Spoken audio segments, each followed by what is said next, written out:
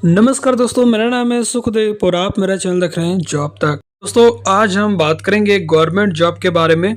और ये जो गवर्नमेंट जॉब रहेगा एज परमानेंट बेसिस रहेगी। और ये वैकेंसीज आपका एनआईटी दुर्गापुर की तरफ से रिक्वायरमेंट आई है। ऑल ओवर इंडिया के कैंडिडेट इसका फॉर्म भर सकते हैं। और इसमें जो वैकेंसीज है 12th पास, आईटीआई पास, डिप्लोमा या डिग्री कर रखे तो आप इसका फॉर्म भर सकते हैं। अलग अलग पोस्ट के लिए अलग अलग क्वालिफिकेशन है। पोस्ट इसमें जो रहेगा दोस्तों, technician, senior technician, assistant, attendant, technical assistant और इंजीनियर जैसी पोस्ट की रिक्वायरमेंट है। काफ़ी बेहतरीन रिक्वायरमेंट है। पूरी जानकारी के लिए वीडियो को लास्ट तक जरूर देखें। वीडियो को एक लाइक करें, अपने दोस्तों में शेयर करें, चैनल को सब्सक्राइब करके बेल आइकन को भी जरूर प्रेस करें। तो चलिए वीडियो को स्टार्ट करते हैं। तो जैसे दोस्तों आप यहाँ पर देख सकते हो, ये इसकी ऑफिशियल नोटिफिकेशन है। और ये वैकेंसीज राष्ट्रीय प्रौद्योगिकी संस्थान दुर्गापुर यानी कि national institute of technology Durgapur की तरफ से आया, यानी कि ये जो है वेस्ट बंगाल में पड़ता है दुर्गापुर। और ऑल ओवर इंडिया के कैंडिडेट इसका फॉर्म भर सकते हैं। In autonomous institution of the government of India under ministry of education, शिक्षा मंत्रालय की तरफ से ये वैकेंसीज है। इसका नोटिफिकेशन आपका 12 नवंबर को ही आ गया था और ये इसका एडवर्टाइज नंबर है। और ये जो वैकेंसीज है आपका requirement for non teaching post के लिए रिक्वायरमेंट है। ऑल ओवर इंडिया के कैंडिडेट्स का फॉर्म आप भर सकते हैं। चलिए सभी पोस्ट के बारे में अपन डिटेल्स बात करेंगे, तो वीडियो को लास्ट तक आप जरूर देखिएगा। तो सबसे पहले अपन पोस्ट की बात करें तो किस किस पोस्ट की यहाँ पर रिक्वायरमेंट रहेगी, क्या कैटेगरीज रहेगी, कितना नंबर ऑफ पोस्ट है और आपका सैलरी वगैरह क्या रहेगा और फॉर्म भरने के एप्लीकेशन चार्जेस क्या रहेगा। ठीक है, तो ग्रुप ए की बात करें तो यहाँ पर principal scientific and principal technical officer के लिए 2 वैकेंसीज हैं। और इनका जो है एप्लीकेशन फी है 1500। अब पे लेवल आपका जो है यहाँ पर 14 रखा गया है। पे लेवल 14 में कितना सैलरी रहेगा, पे लेवल 10th में कितना सैलरी रहेगा, ये सारी चीज़ें हम इस वीडियो में जो है बात करेंगे। ठीक है, दूसरा जो रिक्वायरमेंट है वो आपका सुपरिटेंडिंग इंजीनियर के लिए एक वैकेंसीज है। और नेक्स्ट जो है आपका डिप्टी लाइब्रेरियन की आपका एक वैकेंसीज है। सीनियर SAS ऑफिसर के लिए एक है। मेडिकल ऑफिसर के लिए एक है। और असिस्टेंट रजिस्ट्रार की 2 वैकेंसीज है। असिस्टेंट लाइब्रेरियन की एक वैकेंसीज है। साइंटिफिक और टेक्निकल ऑफिसर के लिए यहाँ पर एक रिक्वायरमेंट है। अब बात करते हैं दोस्तों ग्रुप बी में। तो ग्रुप बी में अभी यहाँ पर जो है टेक्निकल पोस्ट है, जिसमें आपका टेक्निकल असिस्टेंट और जूनियर इंजीनियर दोनों मिला के वैकेंसीज है। जिसमें आपका biotechnology, chemical, chemistry, civil engineering, computer science and engineering और कंप्यूटर सेंटर, मैग्नेटिक स्टडीज़, उसके बाद मैथमेटिक्स, सॉरी यहाँ पर मैनेजमेंट लिखा है, सॉरी मैनेजमेंट स्टडीज, मैथमेटिक्स और इलेक्ट्रॉनिक्स एंड कम्युनिकेशन इंजीनियरिंग और फिजिक्स, ये सारे। उसके बाद दोस्तों earth and environmental studies, electrical engineering, mechanical engineering और metallurgical and material engineering, maintenance section और DN जिसमें P और D, ये सारे वैकेंसीज मिलाकर यहाँ पर टोटल जो 25 वैकेंसीज है। और यहाँ पर आपका कैटेगरी वाइज वैकेंसी देखेंगे। ठीक है, इसका पे लेवल 6 रहेगा और इनका जो एप्लीकेशन चार्ज है वो 1000 रुपये का रखा गया है। ठीक है, थोड़ा एप्लीकेशन चार्ज यहाँ पर थोड़ा ज़्यादा है।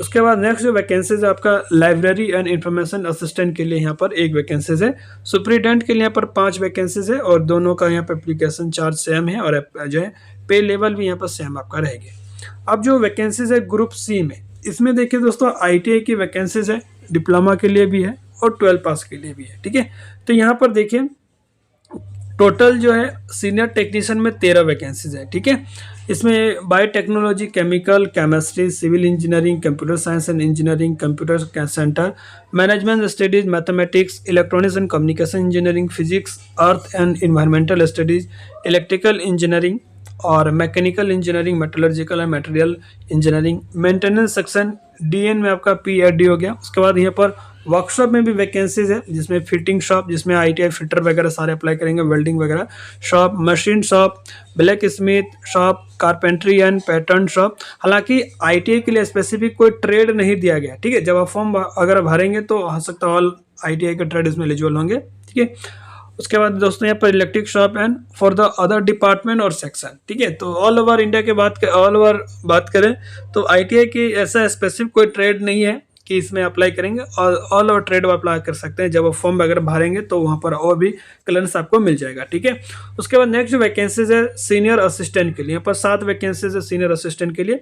फिर से यहाँ पर टेक्नीशियन की वैकेंसीज है जो कि ITI के लिए यहाँ पर है, ठीक है। फिर से यहाँ पर biotechnology, chemical, chemistry, civil engineering, computer science and engineering, computer centre, management studies, mathematics, electronics and communication और इंजीनियरिंग। यहाँ पर टेक्नीशियन के लिए टोटल 26 वैकेंसीज है और आपका कैटेगरी वाइज यहाँ पर देख लीजिएगा, ठीक है। उसके अलावा दोस्तों physics, earth and environmental studies, electrical engineering, mechanical, metallurgical and material engineering, maintenance section. उसके बाद दोस्तों यहाँ पर सेम ही दिया गया है, ठीक है, देख लीजिएगा। उसके बाद जूनियर असिस्टेंट के यहाँ पर 14 वैकेंसीज है और आपका लैब अटेंडेंट या ऑफिसर अटेंडेंट दोनों मिला के यहाँ पर 17 वैकेंसीज आपका रखा गया है। अब यहाँ पर देखिए फॉर्म वगैरह दोस्तों ऑलरेडी 12 नवंबर से स्टार्ट हो चुका है, जो कि इनकी ऑफिशियल जो है वेबसाइट यहाँ पर देख सकते हैं। इसी वेबसाइट में जाकर आपको सारा PDF वगैरह डाउनलोड करने का ऑप्शन मिल जाएगा और आपका जो है फॉर्म वगैरह यहाँ से भर सकते हैं, ठीक है। और यहाँ पर देखिए दोस्तों 21 दिन दिया है फॉर्म भरने के लिए, 12 नवंबर से शुरू हुआ तो उस दिन सब 21 दिन काउंट कर लीजिए और 5:30 इवनिंग के 5 बजे तक इसका आप जो है फॉर्म भर सकते हैं, ठीक है। अब यहाँ पर जितने सारे मैंने पोस्ट आपको बताया उस पोस्ट के रिलेटेड क्या क्वालिफिकेशन होना चाहिए ये आपको यहाँ पर डिटेल देखने को मिलेगा। जैसे प्रिंसिपल साइंटिफिक और प्रिंसिपल टेक्निकल ऑफिसर की बात करें तो इसके लिए जो क्वालिफिकेशन है वो आपका B और BTech या आपने MSc MCA डिग्री है तो भी आप इसका फॉर्म भर सकते हैं, लेकिन आपका 60% होना चाहिए, ठीक है, जो भी डिग्री है। या आपका CGPA है तो 6.5 होना चाहिए। और दो प्रिंसिपल साइंटिफिक और प्रिंसिपल टेक्निकल ऑफिसर के लिए दोस्तों 15 साल एटलीस्ट आपके पास एक्सपीरियंस होना चाहिए, ठीक है। सुपरिटेंडिंग इंजीनियर के लिए यहाँ पर जो क्वालिफिकेशन है B और BTech होना चाहिए सिविल वगैरह से, और एक्सपीरियंस भी आपको यहाँ पर कम से कम 5 साल का होना चाहिए, ठीक है। 18 से 56 साल तक के कैंडिडेट्स का फॉर्म भर सकते हैं, ठीक है। और प्रिंसिपल के लिए भी 56 ईयर यहाँ पर रखा गया है। उसके बाद दोस्तों डिप्टी लाइब्रेरियन की जो वैकेंसीज है उसके लिए आपका मास्टर डिग्री मांगा है, जिसमें आपका लाइब्रेरी साइंस, इंफॉर्मेशन साइंस और डॉक्यूमेंटेशन से रिलेटेड होना चाहिए। और इसमें भी 5 साल का एक्सपीरियंस होना चाहिए। 50 साल तक के कैंडिडेट्स का फॉर्म भर सकते हैं।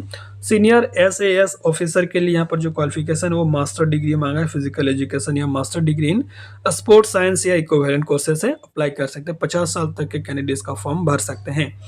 उसके बाद मेडिकल ऑफिसर के लिए यहाँ पर MBBS डिग्री मांगा है और इसका जो है 35 साल तक के कैंडिडेट्स का फॉर्म भर सकते हैं। असिस्टेंट रजिस्ट्रार की यहाँ जो क्वालिफिकेशन मांगा वो मास्टर डिग्री मांगा है, ठीक है, एनी डिसिप्लिन से, और 35 साल तक के कैंडिडेट्स का फॉर्म भर सकते हैं। असिस्टेंट लाइब्रेरियन की जो वैकेंसीज है उसके लिए आपका मास्टर डिग्री मांगा है लाइब्रेरी साइंस और इंफॉर्मेशन साइंस या डॉक्यूमेंटेशन साइंस से, ठीक है, और 35 साल तक के कैंडिडेट्स का फॉर्म भर सकते हैं।